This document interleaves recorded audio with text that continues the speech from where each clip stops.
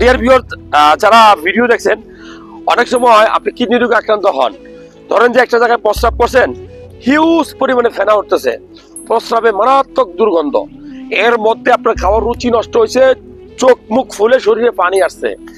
আসলে এগুলো সবই কিডনি রোগের প্রাথমিক লক্ষণ। আপনি কি করবেন? মনে রাখবেন, একটা সিরাম ক্রিয়েটিনিন টেস্ট করবেন। করলে কিন্তু আপনি বুঝতে পারবেন আপনার কিডনিটা ভালো আছে কিনা। কিডনি রোগ নিয়ে কেন কথা বলি?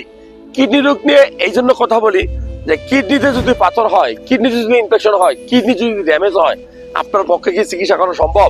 সবার পক্ষে কি চিকিৎসা করা সম্ভব? মনে রাখবেন, কিডনি এমন একটা রোগ, কিডনি রোগ যেটা নীরবে হয়, নিবৃত্তিতে হয়।